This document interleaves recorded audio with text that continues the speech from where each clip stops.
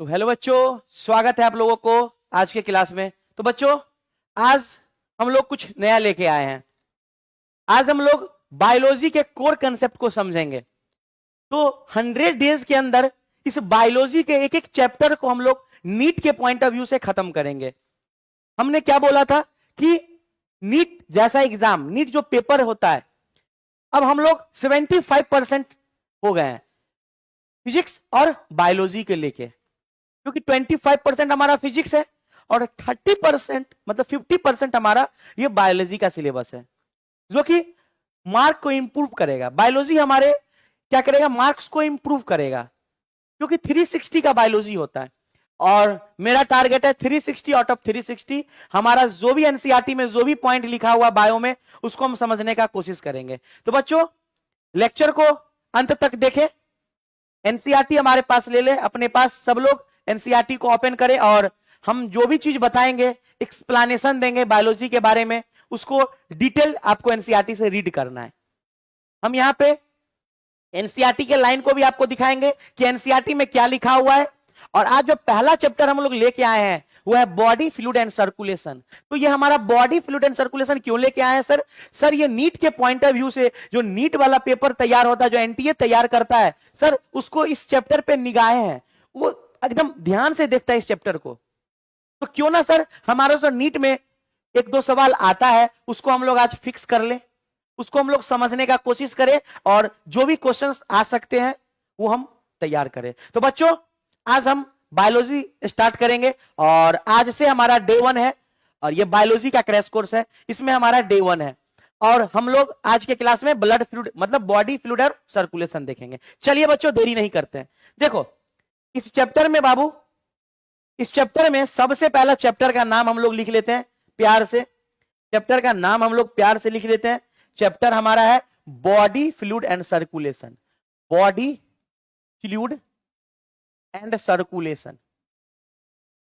बहुत बच्चे को होगा सर फिजिक्स छोड़ करके बायो पढ़ा रहे हैं, तो कोई बात नहीं, एक बार देख लो बायो का लेक्चर, फिर आपको पता चलेगा कि हम कुछ भी पढ़ा सकते हैं। चलो देखो, बॉडी फ्लूइड एंड सर्कुलेशन में ना सर बॉडी फ्लूइड के बारे में पढ़ना है। सर, ये बॉडी फ्लूइड क्या होता है? बहुत बच्चा एनसीईआरटी रीड कर लेता है, उसको कोर कंसेप्ट नहीं पता है कि एनसीईआरटी के वर्ड टू वर्ड में क्या छुपा हुआ है। और जब तक तुम सच में बताते हैं, जब तक तुम एनसीईआरटी नहीं सही से पढ़ पाओगे, सही से बात कर रहे हैं, तब तक नीट में सिलेक्शन तो भूल जाओ। अब कॉलेज लेना भूल जाओ। तो हम लोगों को बायो को एकदम एक ऐसा बाइबल के रूप में, गीता कुरान सब हमारा ये एनसीईआरटी है। जब तक सिलेक्शन नहीं हुआ है तब तक ये एनसीईआरटी को हमको छोड़ना नहीं है, पकड़ के रखना है। ठीक है ना बच्चों? देखो, बॉडी फ्लूइड क्या होता है सबसे पहले समझते हैं। सर, ये बॉडी फ्लूइड क्या होता है? तो हमारे बॉडी में दो तरह का बॉडी फ्लूइड है। एक है ना बउआ, एक है ब्लड। क्या है? एक है ब्लड और दूसरा है लिम्फ। दो तरह का बॉडी फ्लूइड है। ब्लड सबको पता होगा, खून, खून को बोलते हैं ब्लड, लेकिन लिम्फ नहीं सबको पता होता है। तो याद रखना, बॉडी फ्लूइड में दो चीज होता है, ब्लड और लिम्फ, और दूसरा है सर्कुलेशन। तो उसी के सर्कुलेशन के बारे में, ट्रांसपोर्ट करेंगे एक जगह से दूसरे जगह, सर्कुलेट करेंगे। तो आज हम समझते हैं। देखो बाबू, ब्लड सबसे पहला टॉपिक हमारा है ब्लड। सर, ब्लड क्या होता है? ब्लड के बारे में समझाइए। तो ब्लड का बेसिक चीज याद रखना, ब्लड जो होता है ना, एक पोस्टमैन की तरह होता है। किसके तरह होता है? एक डाकिया की तरह होता है, एक पोस्टमैन की तरह होता है ब्लड। कैसे सर? ट्रांसपोर्ट करता है यार। क्या करता है? ट्रांसपोर्टेशन। ट्रांसपोर्टेशन क्या चीज का सर? न्यूट्रिएंट्स का। क्या चीज का सर? न्यूट्रिएंट्स एंड गैसेस का। अच्छा सर, गैसेस और न्यूट्रिएंट्स का ट्रांसपोर्ट करता है, एक पोस्टमैन डाकिया की तरह होता है। ये ट्रांसपोर्टेशन करता है न्यूट्रिएंट्स और गैसेस का। जो हम लोग खून देखते हैं, हमारा जो ब्लड है, उस ब्लड का ये है। अब ब्लड के बारे में जब हम लोग देखें तो ब्लड का बेसिक चीज देख दो। ब्लड का सबसे बेसिक चीज याद रखना, ब्लड का जो पीएच होता है ना, मान 7.4 होता है। इसका मतलब सर, बेस होता है। हाँ, ब्लड बेस होता है यार। ब्लड क्या होता है? ब्लड जो है ना, वो स्लाइटली अल्कलाइन होता है। स्लाइटली अल्कलाइन का मतलब क्या होता है? बेसिक। स्लाइटली अल्कलाइन का मतलब क्या होता है? बेसिक। तो ब्लड का पीएच याद रख लोगे 7.4। एनसीईआरटी के डाटा के अकॉर्डिंग हम लोग पढ़ रहे हैं। डिट्टो एनसीईआरटी को हम लोग आज खत्म कर देंगे, चैप्टर हमारा बॉडी फ्लूइड एंड सर्कुलेशन। चलो अब देखते हैं ब्लड क्या और भी क्या है, कुछ खासियत है। तो देखो ब्लड क्या चीज का बना होता है? सर ब्लड में ना सर, ब्लड बना होता है plasma plus formed element. Plasma और फॉर्म्ड एलिमेंट का बना होता है। अच्छा सर ऐसा बात है? हाँ, ब्लड जो है प्लाज्मा प्लस फॉर्म्ड एलिमेंट का बना होता है। मान लो अगर ब्लड 100% है बॉडी में, इसका 55% होगा प्लाज्मा और इसका 45% होगा फॉर्म्ड एलिमेंट। अच्छा सर, मतलब ब्लड का पीएच 7.4, स्लाइटली अल्कलाइन। तो याद रखना, अब देखो ब्लड में प्लाज्मा और फॉर्म्ड एलिमेंट है, तो हमारा जो खून लाल है, ये खून लाल किसके वजह से है? सर आरबीसी के कारण। और आरबीसी क्या होता है? फॉर्म्ड एलिमेंट का हिस्सा है। तो देखो अब सबसे पहले हम लोग देखते हैं प्लाज्मा को। हम लोग एनसीईआरटी पे भी चलेंगे यार, पहले देख लेते हैं प्लाज्मा। अब ब्लड में जो प्लाज्मा है, सर इस प्लाज्मा के बारे में बताइए। तो देखो प्लाज्मा कितना होता है? 55%। अब 55% है ना प्लाज्मा, इसमें 90 से 92% सिर्फ पानी ही पानी है। सिर्फ पानी ही पानी है। 90 से 92% सिर्फ पानी ही पानी है, अकॉर्डिंग टू एनसीईआरटी डाटा। सिर्फ पानी ही पानी है। अब देखो, अब जैसे ही पानी है तो सर कितना परसेंट? तो 6 से 8% इसमें प्रोटीन होता है। क्या होता है? 6 से 8% प्लाज्मा में ना बउआ प्रोटीन होता है। अच्छा सर, अब जो बचा लगभग 1% से भी कम, लगभग 1% अदर सब्सटेंस। क्या होता है? Other substance. अब सर अदर सब्सटेंस में क्या सब होता है? तो हमने खाना खाया, रोटी, कार्बोहाइड्रेट डाइजेस्ट करेगा, ग्लूकोज बनाएगा। सर अदर सब्सटेंस में होगा ग्लूकोज। क्या होगा सर? ग्लूकोज होगा। और क्या होगा सर? एमाइनो एसिड होगा। एमाइनो एसिड होगा। सर और क्या होगा? अब इसके बाद कैल्शियम आयन होगा। सर और क्या? सोडियम आयन होगा। सर और क्या? बाइकार्बोनेट आयन होगा। ऐसे ही हमारा ब्लड बना हुआ है। तो ब्लड सिर्फ अकेला नहीं है, ब्लड में प्लाज्मा और फॉर्म्ड एलिमेंट भी है। ब्लड में प्लाज्मा 55% और फॉर्म्ड एलिमेंट 45%, टोटल 100% ब्लड को फॉर्म करता है। प्लाज्मा सर, अब देखते हैं प्लाज्मा का कलर। तुम्हारे एनसीईआरटी के अकॉर्डिंग प्लाज्मा का जो कलर है वो स्ट्रॉ कलर है। मतलब सर पीला पीला, पीला भी नहीं, एकदम थोड़ा सा पीलापन, मतलब सर पेल येलो, इसको बोल सकते हैं एक वर्ड से, पेल येलो। तो सर प्लाज्मा का कलर पेल येलो होता है, पेल येलो। अच्छा सर, ये प्लाज्मा का कलर है। अब सर जानते हैं सर प्लाज्मा में ना सर वाटर तो है, ठीक है, प्रोटीन भी है। अब सर प्रोटीन कौन कौन सा होता है प्लाज्मा के अंदर? कौन कौन सा प्रोटीन होता है? चलिए हम प्रोटीन के बारे में देखते हैं। तो क्या देखेंगे? Plasma protein, plasma protein. अब एकदम बने रहोगे, प्लाज्मा प्रोटीन के बारे में देखेंगे। प्लाज्मा प्रोटीन में ना, प्लाज्मा प्रोटीन में ना, अब देखोगे, अब देखो प्लाज्मा प्रोटीन में ना सबसे पहला प्रोटीन होता है फिब्रिनोजेन। फिब्रिनोजेन, ठीक है ना बउआ, फिब्रिनोजेन। दूसरा प्रोटीन होता है ग्लोबुलिन्स।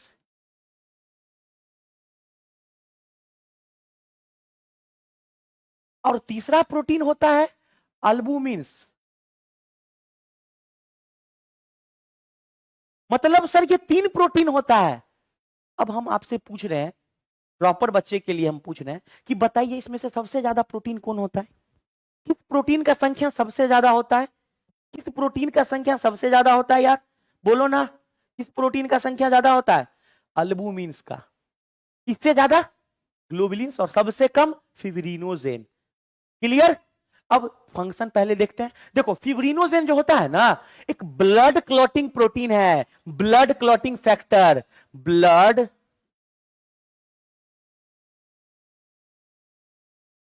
क्लॉटिंग फैक्टर आपसे कोई पूछे तो बिना सोचे बोलोगे फिब्रिनोजेन।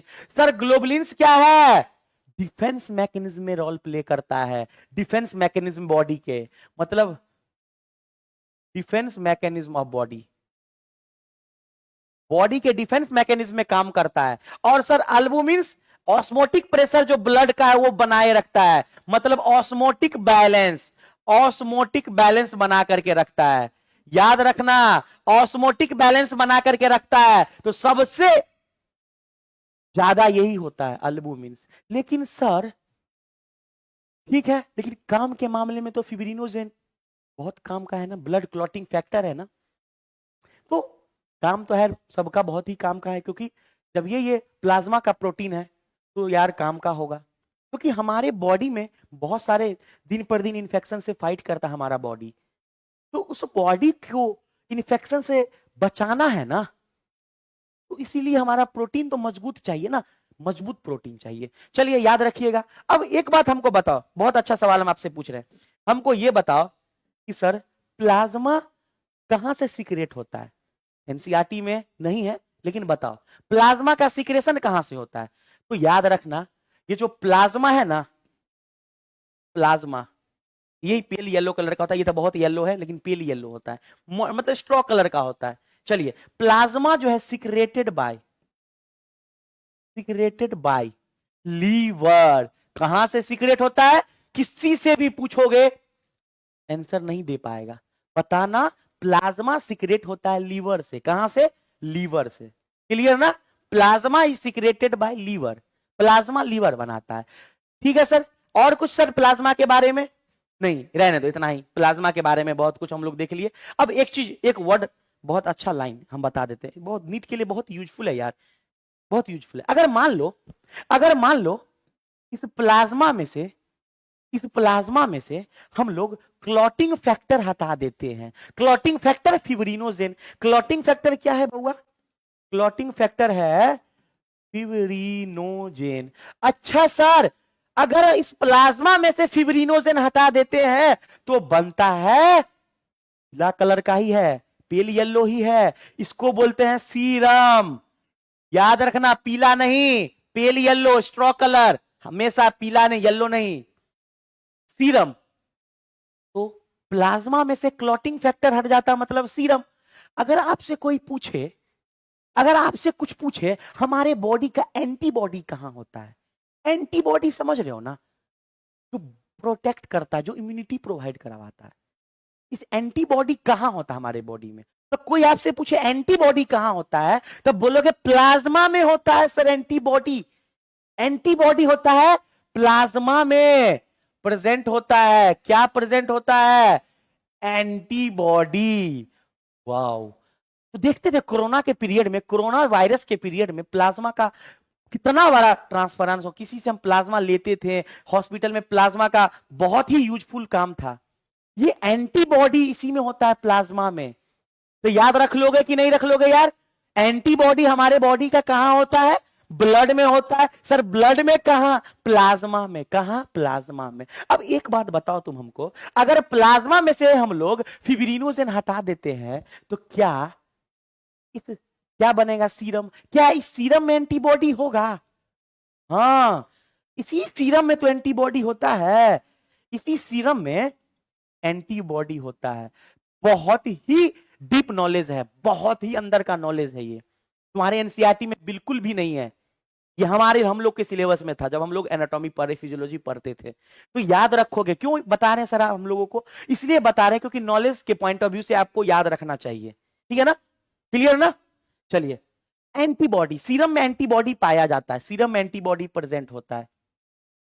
जब आप लोग जाइएगा मेडिकल कॉलेज तो फिर आप लोग को एनाटॉमी फर्स्ट ईयर में फिजियोलॉजी पढ़ने को मिलेगा, तो आप फिर हमको याद करिएगा कि वाओ सर ने बताया था इस तरह का कंसेप्ट। तो हम क्या बोले, जो मेरे बोर्ड पे है बहुत ही काम आएगा आपके मेडिकल कॉलेज में। नीट तो निकल जाएगा, लेकिन आपके मेडिकल कॉलेज में भी बहुत हेल्पफुल होगा यार। इसीलिए पढ़ लो, इसीलिए हम कोशिश करते हैं पढ़ लो, कंसेप्ट को पढ़ लो बियॉन्ड द एनसीईआरटी। इसलिए समझा रहे हैं क्योंकि जब तक एनसीईआरटी में लगे रहेंगे तो एनसीईआरटी के कोर कंसेप्ट को नहीं समझ पाएंगे, जब एनसीईआरटी से बाहर नहीं निकलेंगे यार। ठीक है ना? याद रखना, सीरम में एंटीबॉडी पाया जाता है, सीरम में ही एंटीबॉडी होता है। चलिए सर, तो ये हमारा प्लाज्मा के बारे में था। इसके बाद हम एनसीईआरटी को देखेंगे, एनसीईआरटी का डाटा हम लोग देखते हैं। चलिए एनसीईआरटी का डाटा हम लोग देखते हैं। देखो, एनसीईआरटी का डाटा मतलब जितना हम बताए हैं उसका लगभग बहुत ही कम दिया हुआ है तुम्हारे एनसीईआरटी में। मतलब सर जरूरी है क्या? बिल्कुल जरूरी है। जो भी बता रहे हैं कृपया करके उसको माइंड स्थिर करके पढ़ लो। चलो देखो, देखो हमारा हमारे ये बॉडी में सबसे पहला ब्लड, और हम क्या बोले हैं, ब्लड क्या है सर, बॉडी फ्लूइड है। ब्लड किसके तरह काम करता है सर, पोस्टमैन के तरह। ठीक है सर, आगे बढ़िए।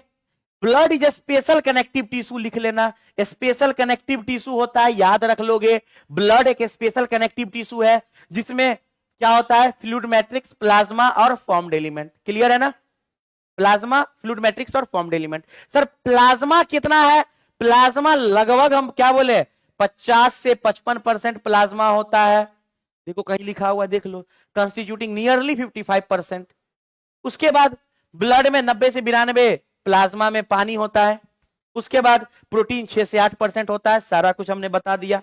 फिब्रिनोजेन, ग्लोबुलिन्स, स्पेलिंग देख लोगे एक बार, फिब्रिनोजेन का, ग्लोबुलिन्स का और अल्बुमिन्स का। ये एक मेजर प्रोटीन है, याद रखोगे। जो प्लाज्मा का मेजर प्रोटीन होता है, प्लाज्मा में मेजर प्रोटीन होता है, वो फिब्रिनोजेन, ग्लोबुलिन्स और अल्बुमिन्स होता है। चलिए आगे देखते हैं।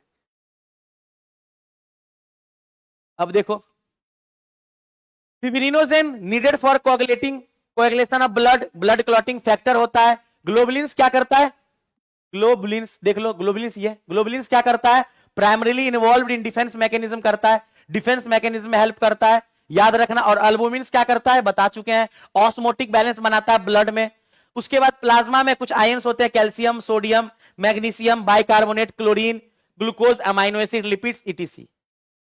उसके बाद आगे, plasma without clotting factor is called serum. Plasma without clotting factor क्या होता है, फिब्रिनोजेन, फिब्रिनोजेन। क्लियर ना, एनसीईआरटी को समझ गए ना। अब एक लाइन देखो इस एनसीईआरटी में क्या लिखा है, always in transit in the body, always in transit in the body मतलब बॉडी में बदलता रहता है। क्या सर, ये जो अदर सब्सटेंस है ये फिक्स नहीं है बॉडी में, इतना ही होगा। इस लाइन को बहुत बच्चा भूल जाता है। Sodium, calcium, magnesium, bicarbonate, chlorine, glucose, amino acid, ये बॉडी में हमेशा ऑलवेज इन ट्रांजिट, बॉडी बदलता रहेगा, फिक्स नहीं है कितना ही आएगा, बदलता रहेगा, हर टाइम पे बदलेगा। Always transit in the body, ये चेंज होता रहेगा, इसका परसेंटेज फिक्स नहीं है, बॉडी में बदलता रहेगा, टिश्यू के अंदर बदलता रहेगा। चलिए चलिए अब लिखिए, यहां पे टॉपिक दीजिए, तो टॉपिक दीजिए, फॉर्म्ड एलिमेंट। देखो फॉर्म्ड एलिमेंट में बउआ क्या क्या होता है, तो फॉर्म्ड एलिमेंट में ना सबसे पहला चीज आरबीसी, आरबीसी, इसके बाद सर डब्ल्यूबीसी, इसके बाद sir platelets. Sir formed element होता कितना है, हम बता चुके हैं 45% नियरली, 45% नियरली। अब देखो सर आरबीसीज का फुल फॉर्म, इसको हम लोग इराथ्रोसाइट भी बोलते हैं, इराथ्रोसाइट्स।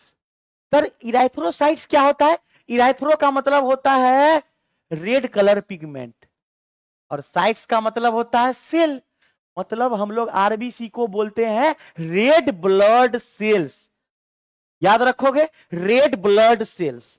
आगे डब्ल्यूबीसी को हम लोग बोलते हैं व्हाइट ब्लड सेल्स, और ये तो प्लेटलेट्स ही है।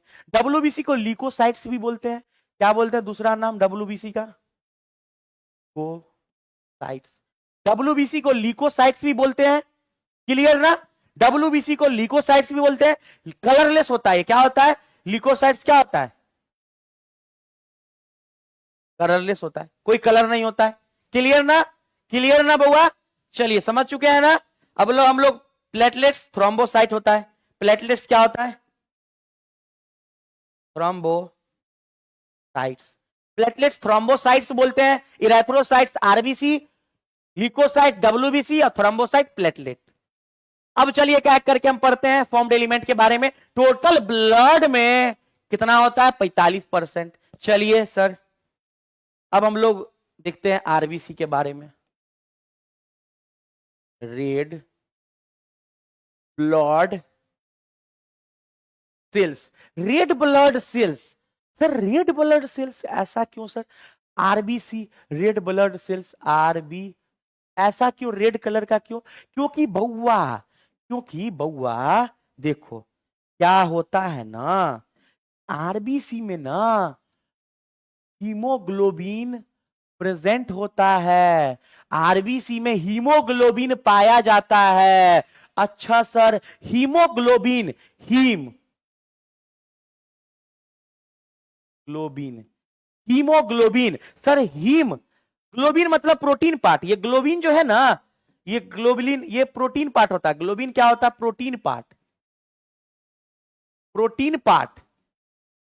और हीमो का मतलब होता है आयरन, एफी मतलब आयरन वाला भाग। तो हीमोग्लोबिन ये क्या है? हीम आयरन वाला भाग है, मतलब नॉन प्रोटीन पार्ट। क्या है? Non protein part. तुमसे कोई सवाल पूछे प्रोटीन पार्ट क्या सब है, सर बोलोगे हीम मतलब आयरन, मतलब non protein part. Protein part क्या है? ग्लोबुलिन मतलब हीमोग्लोबिन, ठीक है ना। ग्लोबिन प्रोटीन पार्ट और हीम हमारा नॉन प्रोटीन पार्ट, हीम मतलब आयरन। इसके वजह से हमारा आरबीसी क्या होता है? Red colour, haemoglobin present due to haemoglobin. तो यहां लिख सकते हो, यहां तुम नोट कर सकते हो, ड्यू टू हीमोग्लोबिन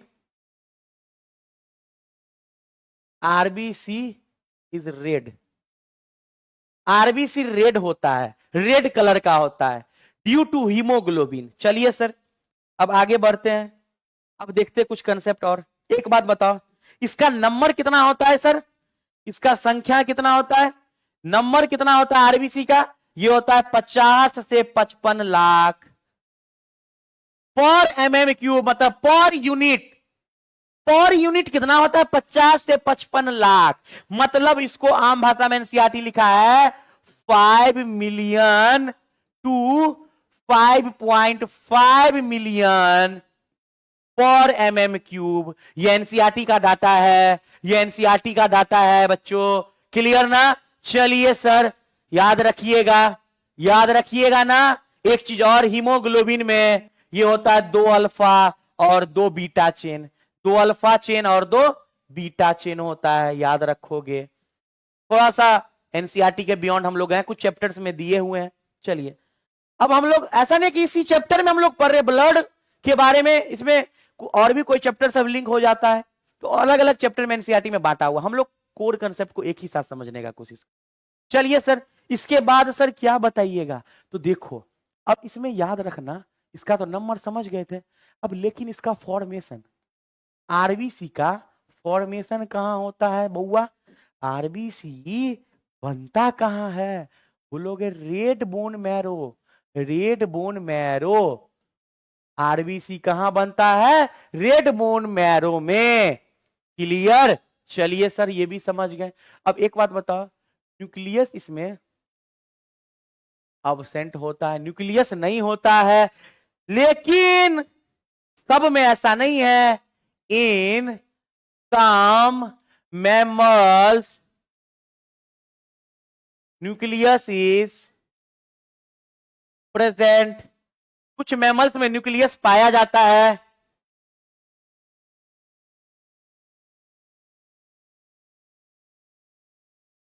कुछ मैमल्स में न्यूक्लियस पाया जाता है, जैसे कि एग्जाम्पल में ले लो कैमल, इसके आरबीसी में न्यूक्लियस पाया जाता है। चलिए सर अब देखो न्यूक्लियस ना होने से क्या होता है?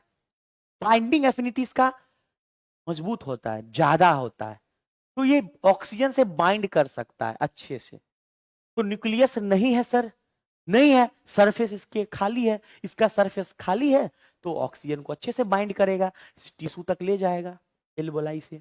चलिए अब आगे देखो सर, सर इसके बाद हम इसका लाइफ स्पेन देखो। लाइफ स्पेन कितना होता है सर? सर एवरेज जो है ना 120 दिन, एनसीईआरटी में लिखा है एवरेज लाइफ स्पेन 120 दिन का। क्लियर ना? चलिए अब 120 दिन के बाद क्या होगा? सर मर जाएगा। तो ग्रेवयार्ड, ग्रेवयार्ड ऑफ आरबीसी, बहुत बड़ा क्वेश्चन। आरबीसी का ग्रेवयार्ड वो है स्प्लीन, नोट करोगे ग्रेवयार्ड ऑफ आरबीसी। और स्प्लीन जो होता है ब्लड बैंक भी होता है बॉडी का, स्प्लीन जो होता है blood bank, blood bank of the body,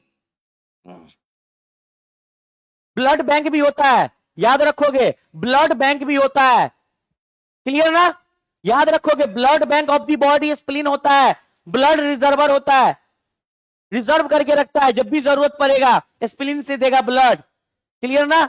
चलिए सर, अब इसके बाद हम लोग आरबीसी के बारे में डाटा समझ गए, लेकिन याद रखना जो हीमोग्लोबिन है ना, जो हीमोग्लोबिन है वो 12 से 16 ग्राम 100 ml ब्लड में होता है, 100 ml ब्लड में, 100 ml ब्लड में कितना हीमोग्लोबिन, एनसीईआरटी ने कहा है कि 12 से 16 ग्राम हीमोग्लोबिन होता है 100 ml ब्लड में, क्लियर ना। 100 ml ब्लड में तुम्हारा एनसीईआरटी कह रहा है 12 से 16 ग्राम हीमोग्लोबिन होता है, ये भी हम लोग जान गए। अच्छा सर, तो सर ये तो समझ गए, अब हमको क्या जरूरत है, अब हम आते हैं एनसीईआरटी में, देखते हैं कि एनसीईआरटी में डाटा क्या सब है। चलो देखो, आइए एनसीईआरटी बाबा मेरे सामने प्रकट हो जाइए। वाओ, अब देखिए हमारा एनसीईआरटी बाबा है। देखो फॉर्म्ड एलिमेंट में erythrocytes, leucocytes, platelets, thrombocyte are formed element. आगे चलिए, 45% होता है। इराथ्रोसाइट्स रेड ब्लड सेल्स बोलते हैं, most abundant of all the cells in the blood, सबसे ज्यादा आरबीसी होता है, फिर होता है तुमको प्लेटलेट, फिर होता है डब्ल्यूबीसी, याद रखोगे सबसे ज्यादा मोस्ट एबेंडेंट, मोस्ट एबेंडेंट। चलिए, एक हेल्दी मैन एवरेज 5 मिलियन से 5.5 मिलियन, मतलब 1 मिलियन, मतलब 10 लाख। चलिए सर, उसके बाद याद रखोगे एनसीईआरटी तुम्हारा बाइबल है, गीता है, कुरान है, सब है, अभी के लिए तो एनसीईआरटी ही सब कुछ है ना यार, याद रखोगे। उसके बाद बाइकनकेव शेप का होता है, biconcave shape, divide nucleus, nucleus नहीं होता है। Most of the mammals, most of the mammals, most of the नहीं होता है, लेकिन कुछ में होता है, जैसे कि एग्जाम्पल कैमल, क्या है एग्जाम्पल में, कैमल, कैमल, अच्छा कैमल। चलिए इरेज करते हैं, आगे देखते हैं हम लोग। उसके बाद क्या है, protein complex haemoglobin, red coloured iron, red coloured iron containing pigment क्या होता है, हीमोग्लोबिन, यही कलर देता है। एक हेल्दी इंडिविजुअल 12 से 16 ग्राम haemoglobin every 100 ml of blood. उसके बाद क्या है, life span, average life span 120 दिन। उसके बाद क्या, आफ्टर डिस्ट्रॉय हो जाता है तो ग्रेवयार्ड ऑफ आरबीसी क्या है, स्प्लीन है। तो हमने बताया है सब कुछ, हमने आपको इसके बारे में सारा कुछ बताया है, इसके बारे में सब नॉलेज दिया है। एक लाइन हम आपको सुनाना चाहते हैं, एक लाइन हम आपको सुनाना चाहते हैं, क्या सर बता दीजिए, एक लाइन हम आपको सुनाना चाहते हैं।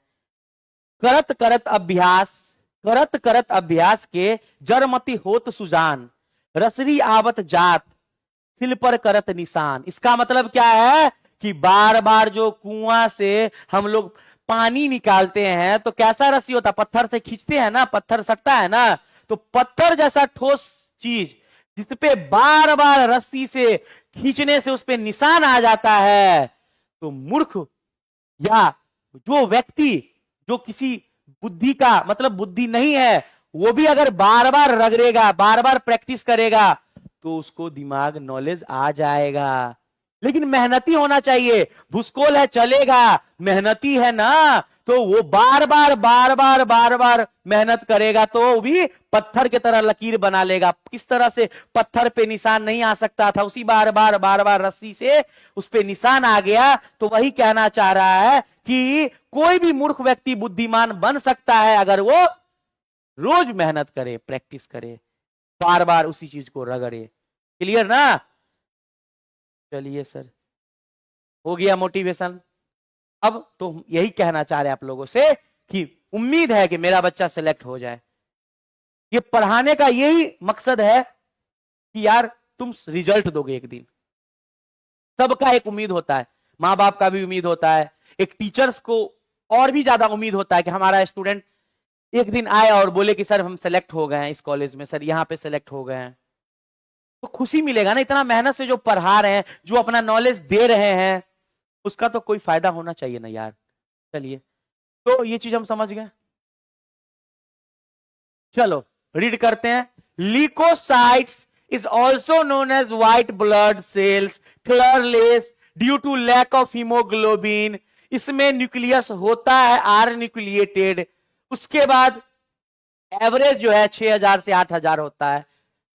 उसके बाद जनरली शॉर्ट लिव्ड होता है, ठीक है सर। उसके बाद दो मेन कैटेगरी है, ग्रेनुलोसाइट और ए ग्रेनुलोसाइट। जैसे कि फिल्स वाला जितना भी है सब है ग्रेनुलोसाइट। छापोगे कॉपी में लिख लोगे, पहला ये है, दूसरा ये है और तीसरा ये है। और अब आते हैं ए ग्रेनुलोसाइट में, तो जितना भी साइट वाला है, चौथा ये है, पांचवा ये है, मतलब 5 प्रकार का WBC है।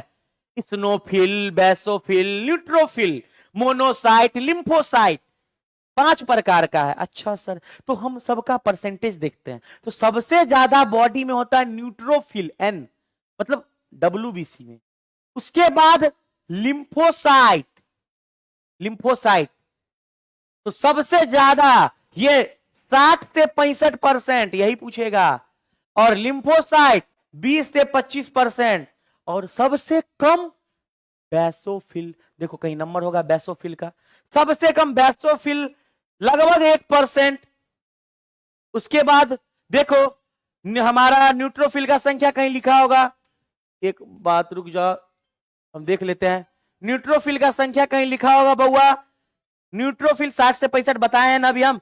बेसोफिल का ये संख्या है, मोनोसाइट 6 से 8% और ईसोनोफिल, इओसिनोफिल है 2 से 3%। मतलब सर अगर हम नंबर काउंट करें तो न्यूट्रोफिल, फिर उसके बाद लिम्फोसाइट, और फिर उसके बाद क्या, मोनोसाइट, फिर इसके बाद इओसिनोफिल, फिर इसके बाद बेसोफिल। ये हमारा है डिक्रीजिंग ऑर्डर। सबसे ज्यादा 60 से 65%, उसके बाद 20 से 25%, उसके बाद 6 से 8%, 2 से 3% और 0.5 से 1%। क्लियर ना? उम्मीद करें ना आप लोगों को समझ में आ गया। मेरे को फीडबैक जरूर दोगे कि सर बायो कैसा पढ़ा रहे हैं, फीडबैक मेरे को जरूर दोगे, क्योंकि आदत है फिजिक्स पढ़ाने का, फिजिक्स टीचर है, नीट निकाले हैं, लेकिन यार पढ़ा तो सब सकते हैं ना। बताओगे दिक्कत किस चीज में, हम वो सारा कुछ हम पढ़ाएंगे। मेरे को बताओगे प्रॉब्लम किस चीज में, फिजिक्स में, केमिस्ट्री में, बायो में कहां दिक्कत है, मेरे को बताओगे, ठीक है ना। चलिए हम लोग आगे बढ़ते हैं।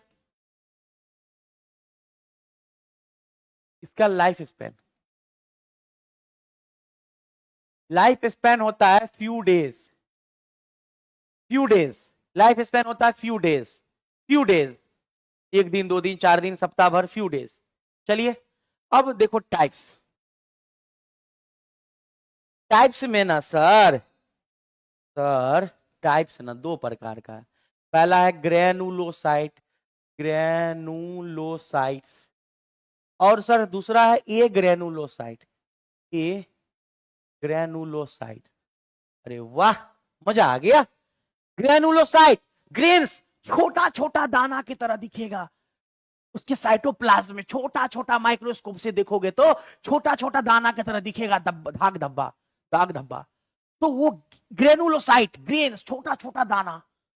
अच्छा सर ग्रेनुलोसाइट क्या सब है सर, कहीं बताइए ना सर, मजा आ गया। ग्रेनुलोसाइट तुमको जितना भी फिल्स वाला है, पहले लिखो स्नोफिल, फिर क्या है न्यूट्रोफिल, फिर क्या है बेसोफिल, ये सब याद रखोगे, ड्रॉपर हो तो पता होगा। स्नोफिल, न्यूट्रोफिल, बेसोफिल, और एक ग्रेनुलोसाइट जितना भी साइट वाला है, मोनोसाइट और लिम्फोसाइट। अच्छा मोनोसाइट, लिम्फोसाइट बिना ग्रेन्स वाला, बिना दाग धब्बा, समझ लो, ग्रेन्स छोटा छोटा होता है, तो जिसमें दिखेगा वो फिल्स, जिसमें नहीं दिखेगा वो साइट।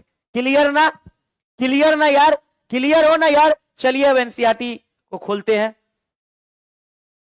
एक चीज और लाइन था, क्या लाइन था, जैसे कि हमारा फैगोसाइटिक नेचर तुमसे बोलेगा तो बोलोगे न्यूट्रोफिल्स और मोनोसाइट फैगोसाइटिक होता है। फैगोसाइटिक खा जाओ, आया खा जाओ, फैगोसाइटिक निकल जाओ। तो फैगोसाइटिक नेचर, न्यूट्रोफिल और मोनोसाइट, एगोफिल्स वाला मतलब ग्रेनुलोसाइट, एगोसाइट वाला एक ग्रेनुलोसाइट, दोनों ही खाने के लिए है तैयार। उसके बाद सर हमारा आता है बेसोफिल, ये सिक्रेट करता है हिस्टामिन, सेरोटोनिन और हिपैरिन। मतलब सर इंफ्लामेटरी रिएक्शन के दौरान सर बेसोफिल एक्टिव होता है, सिक्रेट करता है हिस्टामिन, सेरोटोनिन और बेसोफिल। सूजन जहां हो गया हो, ब्लड क्लॉट जहां पे जम गया हो, वो सब में बेसोफिल रिलीज होता है। और बता देते ब्लड क्लॉटिंग जहां जम गया हो तो हिपैरिन हम लोग देते हैं, वो मतलब जो क्लॉट है उसको बूस्टर को हटाने के लिए हिपैरिन दिया जाता है। अब उसके बाद इओसिनोफिल, एलर्जिक रिएक्शन, छींक आ गया, आंख में पानी आ गया, एलर्जी हो रहा है यार मेरे को, मतलब मेरा बेसोफिल सिक्रिएट हो रहा है, सॉरी इओसिनोफिल सिक्रिएट हो रहा है, इओसिनोफिल सिक्रिएट हो रहा है एलर्जिक रिएक्शन के दौरान। चलिए सर ये भी समझ गए, यहां पे होगा देख लो, एसोसिएटेड विद एलर्जिक रिएक्शन। अब लिम्फोसाइट इम्यूनिटी प्रोवाइड करता है, are the two major B और टी लिम्फोसाइट, ये क्या करता है, इम्यून रिस्पॉन्स को बॉडी में जनरेट करता है, responsible for immune response. Immunity, जब तक हमारे बॉडी में इम्यूनिटी ज्यादा हायर साइड नहीं रहेगा कोई भी इंफेक्शन हो जाएगा मेरे को, मतलब इम्यूनिटी चाहिए ना यार, बिल्कुल चाहिए सर। चलिए आगे देखते हैं प्लेटलेट्स के बारे में। चलो अब हम लोग प्लेटलेट्स को समझते हैं, क्या है हमारा टॉपिक। देखो प्लेटलेट्स ये फ्रेगमेंट्स होता है, किसका होता है, मेगा कैरियोसाइट्स, जो सेल्स है मेगा कैरियोसाइट्स का फ्रेगमेंट होता है, फ्रेगमेंट। तो फ्रेगमेंट ऑफ मेगा कैरियोसाइट, मतलब मेगा कैरियोसाइट जो सेल होते हैं ना, इसका एक फ्रेगमेंट होता है, फ्रेगमेंट होता है मेगा कैरियोसाइट्स का, फ्रेगमेंट होता है, ये फ्रेगमेंट होता है, ये फ्रेगमेंट होता है, ऐसा होता है प्लेटलेट, ऐसा होता है प्लेटलेट। इसका जो नंबर होगा ना, इसका जो नंबर होगा वो होगा लगभग, तो याद रखोगे, तो प्लेटलेट का नंबर याद रखोगे 1.5 लाख से 3.5 लाख होता है, क्लियर ना, समझ में आया ना। चलिए अब देखो इसका 2 से 5 दिन का लाइफ स्पेन होता है, ये इसका लाइफ स्पेन है, 2 से 5 दिन, 2 से 3 भी हो सकता है, 4 भी हो सकता है, कुछ भी हो सकता है, लाइफ स्पेन है, नंबर है। अब क्या सर, सर अगर मान लीजिए प्लेटलेट का काउंट डिक्रीज हो गया, इसका मतलब हो जाएगा क्लॉटिंग डिसऑर्डर। क्या होगा, क्लॉटिंग डिसऑर्डर। अगर इसका नंबर डिक्रीज हो गया मतलब होगा क्लॉटिंग डिसऑर्डर, ब्लड बहता चला जाएगा। अरे वाह, ऐसी बात है, प्लेटलेट का नंबर घटेगा मतलब होगा क्लॉटिंग डिसऑर्डर। तो बहुत ही यूजफुल है ये प्लेटलेट। प्लेटलेट जब ये खून बहता है ना, मान लो कोई टिश्यू इंजूर हो गया, मान लो ये टिश्यू है, ये इंजरी हो गया, और इंजरी हो गया तो ब्लड मान लो कि फ्लो कर रहा है, ब्लड फ्लो कर रहा है, इस ब्लड टिश्यू के साथ, ब्लड टिश्यू के साथ, ब्लड टिश्यू के साथ प्लेटलेट निकलता है, ब्लड टिश्यू के साथ प्लेटलेट्स निकलता है, वो भी इकट्ठा होकर, ही नहीं कि अलग अलग, एक साथ प्लेटलेट्स ग्रुप होकर के निकलता है, और ये एक्टिव करता है थ्रोम्बोप्लास्टिन को, किसको, थ्रोम्बोप्लास्टिन को, और वो थ्रोम्बोप्लास्टिन को एक्टिव करता है, और वो थ्रोम्बोप्लास्टिन थ्रोम्बोकाइनेज में कन्वर्ट होता है। समझ रहे हो ना, ये सारा प्रोसेस एक मैकेनिज्म है, हम लोग पढ़ेंगे, क्लियर है ना। तो प्लेटलेट्स का काम है, चलो देखते हैं एनसीईआरटी में क्या लिखा है प्लेटलेट के बारे में। हम लोग एनसीईआरटी ने लिखा है कि सर प्लेटलेट को थ्रोम्बोसाइट बोलते हैं, ये मेगा कैरियोसाइट सेल का होता है, स्पेशल सेल क्या है, बोन मैरो का है। एनसीईआरटी माता क्या लिख रही है, इट कंटेन 1.5 लाख से 3.5 lakh platelets per unit. Platelet can release a variety of substance जो कि कोएगुलेशन या क्लॉटिंग में हेल्प होता है। अगर इसका नंबर कम जाए तो क्या होता है, क्लॉटिंग डिसऑर्डर हो जाता है, जो कि एक्सेसिव लॉस ऑफ ब्लड होता है, बॉडी से ब्लड बहता चला जाएगा, रुकने का नाम नहीं लेगा सर, क्योंकि सर प्लेटलेट कम गया है। क्लियर, चलिए आगे देखते हैं। अब देखो ये सब हमारा आरबीसी है, इसके बाद प्लेटलेट्स है, फ्रेगमेंट्स होता है, इस्नोफिल है, न्यूट्रोफिल है, बैसोफिल है, मोनोसाइट, टी लिम्फोसाइट और बी लिम्फोसाइट, ये सब हमारा डब्ल्यूबीसी है, ये पूरा डब्ल्यूबीसी है, और ये प्लेटलेट और ये हमारा आरबीसी, ये प्लेटलेट, बाकी सब डब्ल्यूबीसी। क्लियर है ना? क्लियर है ना? चलिए आगे हम लोग प्रोसीड करते हैं। अब देखो इस टॉपिक को अच्छे से समझते हैं यार, इस टॉपिक को हम लोग प्यार से देखेंगे। क्या? Coagulation of blood. ब्लड क्या कह रहा है? It is the mechanism of homeostasis, मतलब ब्लड जो बह रहा है उसको रोकने की मैकेनिज्म को हम लोग बोलते हैं ब्लड कोएगुलेशन। ये मैकेनिज्म हम लोग पढ़ेंगे। Prevention of blood loss through injury, जब इंजुरी हो जाता है, चोट लगता है तो ब्लड का जो लॉस होता है उस मैकेनिज्म को रोकना है तो ब्लड कोएगुलेशन हमको पढ़ना पड़ेगा। तो अब देखो क्या क्या होता है, समझो। मान लो कहीं इंजुरी हुआ, मान लो ये हमारा सेल है, इंजुरी हुआ, मान लो इसमें से ब्लड निकला, उसमें क्या होगा, क्या सब निकलेगा? इसमें से होगा हमारा टिश्यू, ब्लड टिश्यू होगा, और इसके साथ साथ क्या निकलेगा? प्लेटलेट। क्या निकलेगा? प्लेटलेट्स।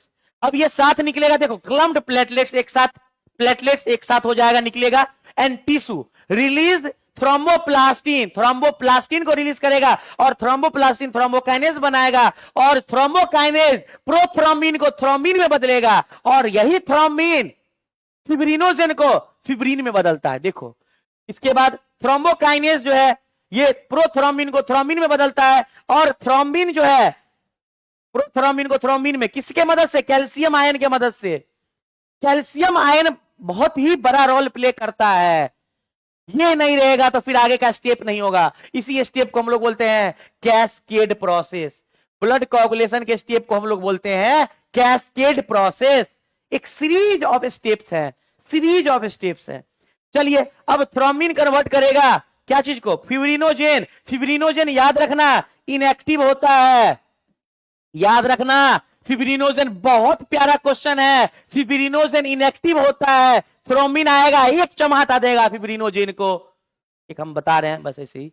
तो फिब्रिनोजेन बदल देगा फिब्रिन में। फिब्रिन एक फाइबर होता है, नेटवर्क ऑफ फाइबर, धागा लग जाता है, लगता है ना कि नहीं लगता है? उसको स्कम बोलते हैं हम लोग, स्कम बोलते हैं। तो वही चीज होता है, धागा लग जाता है क्लॉट के ऊपर, तो ब्लड क्लॉटिंग रुक जाता है, ब्लड क्लॉटिंग रुक जाता है। तो इस लाइन में बहुत कुछ छुपा हुआ है, ये पता होना चाहिए आप लोगों को कि ब्लड कोएगुलेशन क्या होता है, ब्लड कोएगुलेशन का स्टेप्स क्या होता है, कैस्केड प्रोसेस क्या होते हैं।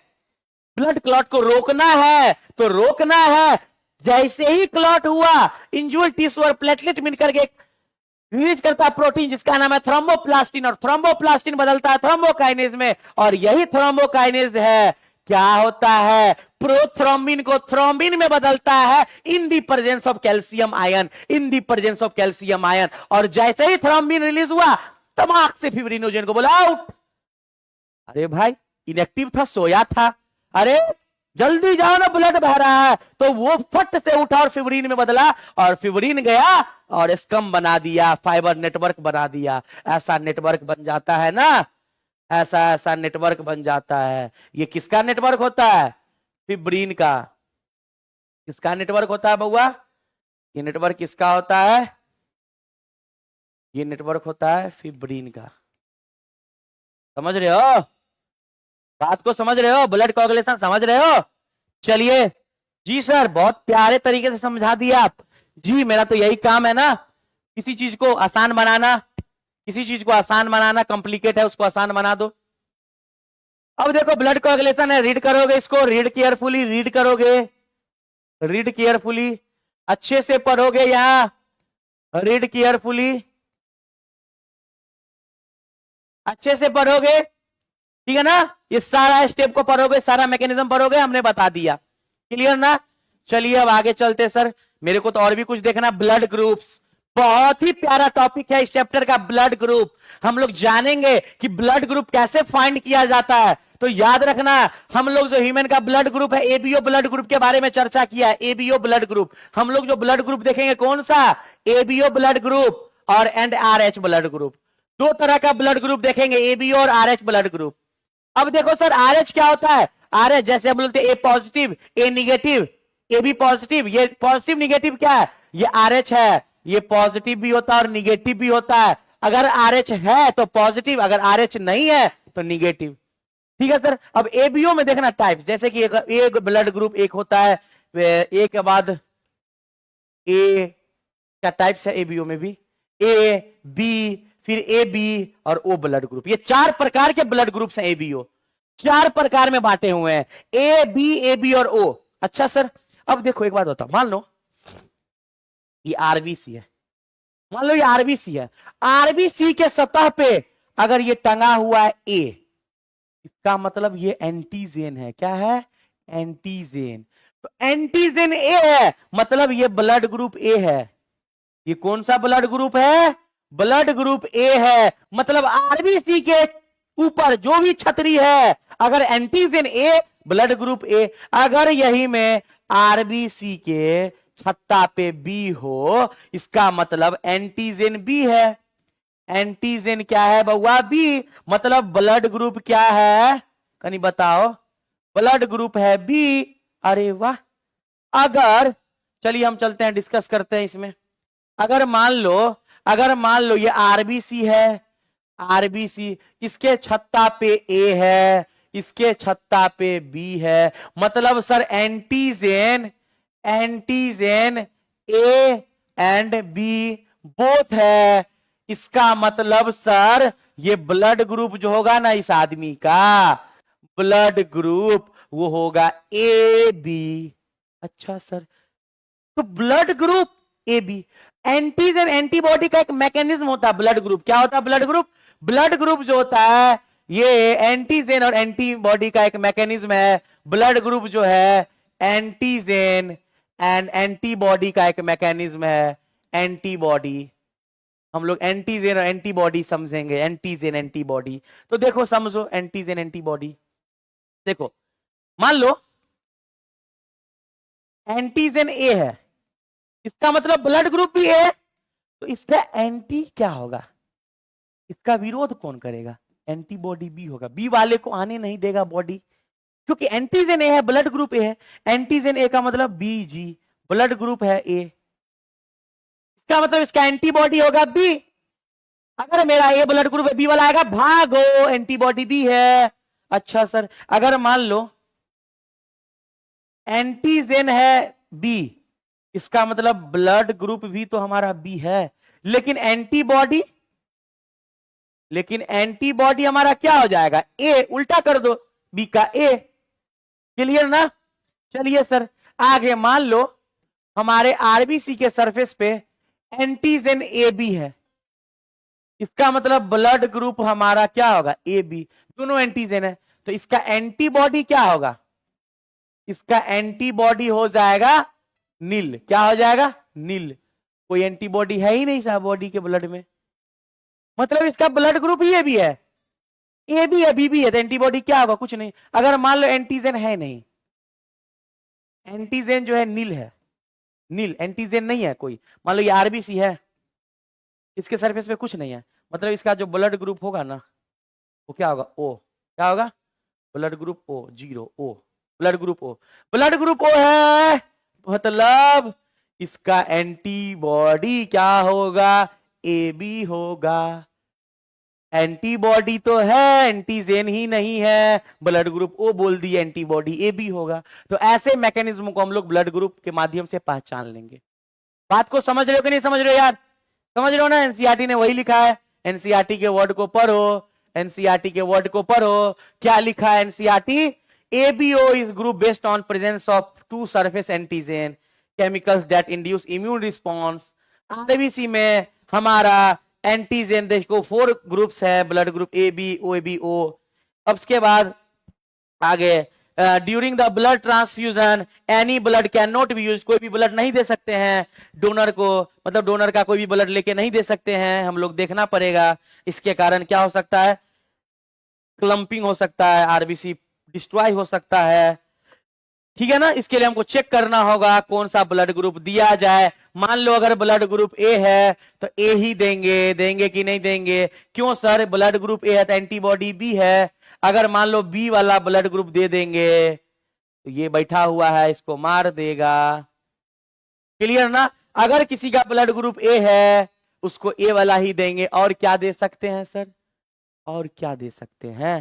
तो इसको हम लोग ओ भी दे सकते हैं, ओ भी आराम से दे देंगे। क्यों? क्योंकि एंटीबॉडी बी है, ओ को पहचानेगा नहीं, ओ ले लेगा फट से। मतलब सर ओ जो है ये ओ ब्लड ग्रुप, ओ जो है ये जो ओ ब्लड ग्रुप है ओ किसी को भी तो दे सकते हैं। ओ ब्लड ग्रुप ये है universal donor, universal donor, universal donor किसी को भी दे सकते हैं क्योंकि इसके पास एंटीजन है नहीं, तो पहचानेगा कैसे बॉडी मेरा? क्लियर ना? तो याद रखना यूनिवर्सल डोनर है। चलिए सर आगे बढ़ते हैं। टेबल के याद रखो, ब्लड ग्रुप ए है मतलब एंटीजन ए है, एंटीबॉडी बी है, डोनर कुछ भी हो सकता है ए ओ तो सब में है, ओ तो सब में है, ओ तो यूनिवर्सल डोनर है। हम पहले ही बोले हैं ओ तो यूनिवर्सल डोनर है। अब देखो जैसे कि ब्लड ग्रुप बी है, एंटीजन बी है, तो बी नहीं, बी ही दे पाएंगे। एंटीबॉडी ए है, ए नहीं दे पाएंगे, तो यूनिवर्सल डोनर ओ दे दो। तो किसी को बी वाला है तो ओ भी दे दो, कोई दिक्कत नहीं है। अगर ए बी है मतलब एंटीजन ए भी है, एंटीबॉडी है ही नहीं, कुछ भी दे दो चलेगा। एंटीबॉडी है नहीं, रोकेगा कौन, मारेगा कौन, कुछ भी दे दो। अगर ब्लड ग्रुप ओ है, इसके पास दोनों एंटीबॉडी है, ओ वाले को टेंशन है, ओ वाले को टेंशन है, एकलौता ओ वाला ही देगा, एकलौता ओ वाला ही देगा, क्योंकि ए वाला देगा एंटीबॉडी है, बी वाला देगा एंटीबॉडी है, मारा जाएगा ना? याद रखोगे? तो ये चीज हम बोले हैं। यहां पे देखो कुछ पॉइंट लिखा है, O group is individual I called universal donor. और ए बी जो है, ए बी किसी से ले सकता है। देखो ए बी है मतलब इसमें एंटीबॉडी है नहीं, क्योंकि सारा का सारा एंटीजन ही है, एंटीबॉडी है नहीं, किसी से भी ले सकता है, किसी से भी ले सकता है आराम से। तो यूनिवर्सल रेसिपिएंट है, किसी से भी ले सकता है, ए बी वाला किसी से भी ले सकता है। क्या क्लियर है इस बात को? चलिए देखते हैं और आगे कुछ है क्या आज के टॉपिक में, मतलब खत्म। चलो बच्चों देखो, तो आज हम लोग बॉडी फ्लूइड सर्कुलेशन के बारे में देखे हैं। बहुत ही प्यारा लेक्चर है, आप लोग कृपया करके लास्ट तक लेक्चर को देखेंगे, मजा आ जाएगा लेक्चर में। ठीक है ना बच्चों? तो आज के क्लास को हम यहीं पे खत्म करते हैं और कल के क्लास में हम लोग पार्ट 2 इसका लेके आएंगे और बहुत ही अमेजिंग तरीके से उसको कंप्लीट करेंगे। ठीक है बच्चों? उम्मीद करते हैं पार्ट 2 में मेरा ये पूरा का पूरा चैप्टर कवर हो जाए, नहीं तो हम पार्ट 3 भी लेके आएंगे, कोई दिक्कत नहीं है, लेकिन हम आराम से समझेंगे, एक एक चीज को समझेंगे। ठीक है बच्चों? इस लेक्चर को क्या करना है, लाइक कर देना है और अपने दोस्तों में जो नीट का प्रिपरेशन कर रहे होंगे उनको भेज देना है, बोलना है कि फिजिक्स वाले सर बायोलॉजी पर आ रहे हैं, एक बार देख लो ना यार। ठीक है ना? और जैसा कि हम आपको पहले ही बोले, कमेंट करिएगा प्यारा सा अगर आपको समझ में आया हो, क्योंकि आपके कमेंट से मेरा एकदम एनर्जी लेवल हाई हो जाता है। तो आपका कमेंट डिपेंड करता है कि मेरा लेक्चर कैसा होगा। तो कृपया करके एक अच्छा सा वैल्यूएबल कमेंट करेंगे अगर अच्छे से अच्छा लगा होगा तब। ठीक है ना बच्चों? चलिए आज के लेक्चर को हम यहीं पे खत्म करते हैं।